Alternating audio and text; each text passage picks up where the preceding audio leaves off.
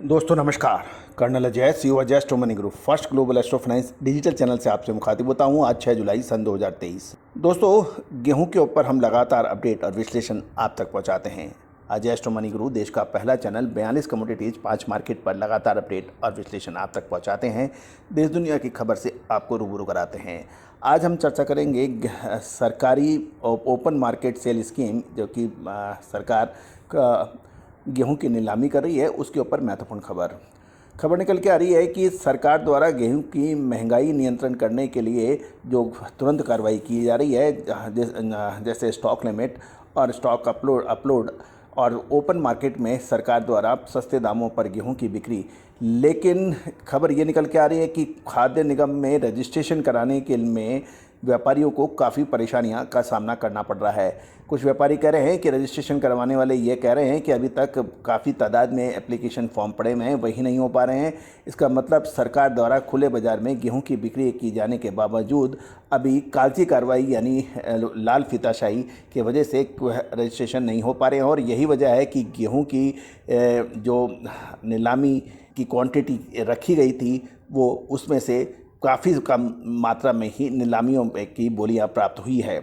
व्यापारियों का कहना है कि नवीनीकरण में भी विलंब हो रहा है और ऐसे रजिस्ट्रेशन में विलंब हो रहा है। तो दिल्ली में 9,000 टन गेहूं मिलने हैं, जिसकी प्रक्रिया पूरी होने के अभाव में 2,600 टन ही टेंडर लग पाए हैं। सरकार का बेसिक बिक्री मूल्य 2,150 रुपये प्रति क्विंटल देश के सभी राज्यों के लिए है। गौरतलब है कि पुराना गेहूं भी सरकार के केंद्रीय पूल में ज़्यादा नहीं है और नई खरीदी भी अपने लक्ष्य से पिछड़कर मात्र 262 लाख मीट्रिक टन के करीब हुई है। दोस्तों, पिछले साल की, यद्यपि ये पिछले साल की अपेक्षा अधिक है, लेकिन गौरतलब है पिछले साल रूस और यूक्रेन की लड़ाई की वजह से और काला सागर में निर्यात की बाधाओं की वजह से सरकार पिछले साल भी लगभग 50% से कम ही गेहूं खरीद पाई थी। पिछले साल के मुकाबला इस साल करना ये उचित नहीं है, लेकिन वर्तमान यानी करंट ईयर में भी सरकार ने 341.5 लाख मीट्रिक टन का जो लक्ष्य रखा था, उससे भी ये पिछड़ी है। तो मात्र 262 लाख टन ही गेहूं की खरीदारी हो पाई है। गौरतलब है कि सरकार की ओपन मार्केट खुले बाजार में गेहूं की बिक्री टेंडर की प्रक्रिया प्रांतवार सचमुच समय पर होती रही तो पूरे वर्ष गेहूं में तेजी देखने को शायद ना मिले। दिल्ली एनसीआर में भी गेहूं के दाम कंट्रोल रह पाएंगे।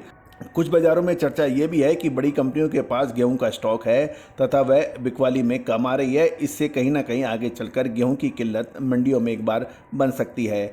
दक्षिण भारत में भी टेंडर बढ़ने लगे हैं और कोयम्बटूर, बेंगलोर, पुणे, नागपुर, चेन्नई आदि क्षेत्रों में 2,150 रुपये प्रति क्विंटल वहाँ के डिपो से मिलने वाला है। इस स्थिति में उत्तर भारत से गेहूं के रैक जाने से ठंडे पड़ गए हैं। इन परिस्थितियों में निकट भविष्य के अंदर गेहूं अब एक निर्णायक मोड़ पे पहुंच गया है, क्योंकि गौरतलब है कि उत्तर भारत से गेहूं की ढुलाई भाड़ा दक्षिण भारत के लिए काफ़ी अधिक होता है और यदि 2150 रुपये में सरकारी गेहूं दक्षिण भारत में मिलेगा तो उत्तर भारत से जो गेहूं की सप्लाई होती है उसके ऊपर एक प्रश्न चिन्ह लग रहेगा। तो आने वाले लगभग 1 से 2 महीने बहुत महत्वपूर्ण साबित हो सकते हैं, लेकिन ये निश्चित है कि गेहूं इस बार सारे कलर दिखाएगा।